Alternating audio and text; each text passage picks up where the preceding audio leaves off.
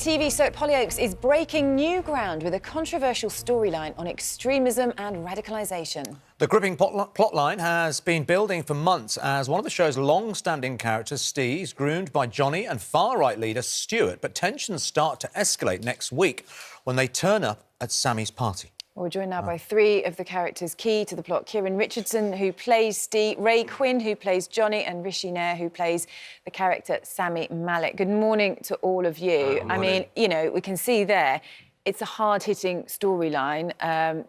It's a big thing to tackle, radicalisation, extremism, isn't it? Do you feel a huge sense of responsibility being involved in a plotline like this one? Yeah, massively. And lots of the comments that we get, because we're on at 6:30, we're like, we don't want to watch this while we're eating our tea, but racism doesn't have a time. So I think even that we're talking about it now on breakfast television is amazing. Lots of the messages as well have been of support from the Muslim community, being like, thank you for Hollyoaks being our voice and showing what actually does happen. Yeah. It's a bit like with the grooming process, my character's being influenced by these members of a far-right group. But in terms of, like, 2019, people go on social media, people are influenced by this. It's a different type of me being influenced, or my character being influenced, basically, by your character. Yeah, it's the whole underground thing, and it's scary, really, to be honest. And as an actor, it's more of a challenge for anyone to be in such a storyline like this. Yeah.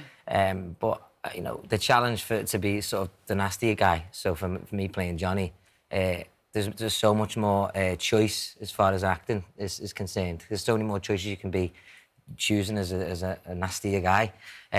So, I mean, they're tackling a storyline that is very, very challenging, very controversial. It gets a lot of people talking. But Do you get people have a go at you about it, though? About how, you know, your behaviour? You did the other day, I didn't did, yeah. Yeah, I've had a couple of times where they've said, you know, people in the street have said, I was in a coffee shop one time and I was asking for the coffee and the lady said, oh, don't serve him, he's racist. And I had to sort of elaborate on the story to tell the geezer who was serving me. Yeah. I'm not, I'm playing in Hollyoaks. I'm an actor. I know that. I know you're racist. I had to reassure him and I was like, listen, mate, and he was like, I'm sorry, I don't watch it. But I think it's great when television tackles these issues, because often when we think about extremists, we think they're sort of people that don't exist in real life. And there's some sort of weird group out there. But actually, we know that, as in with your storyline, that people who are vulnerable are often groomed, and that's the thing. People are groomed in vulnerable situations from everyday life. And that's the thing that they can inherit these views. He's lost his sister, so he's going through grief. Yeah. And these guys have spotted that, so that's why he's really susceptible from the grooming process because of what he's gone through. Yeah. And Rishi, you've talked about that, haven't you? Because you said it was important that it was a character like Steve who was, you know, at the centre of this from the point of view, a much-loved character,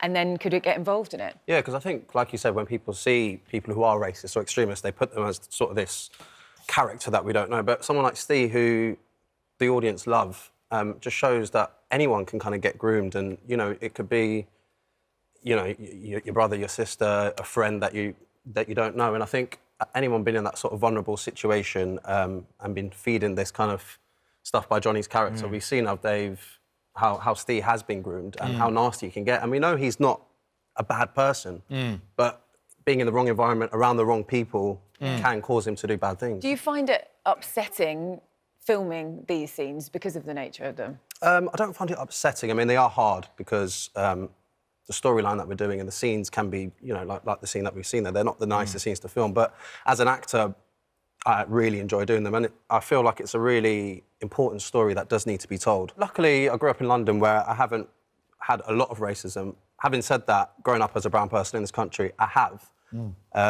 Mostly when I was younger, growing up in London and on the football pitch mainly, Sunday League football, that's where I experienced it. So normally, when we started this, I could kind of use that.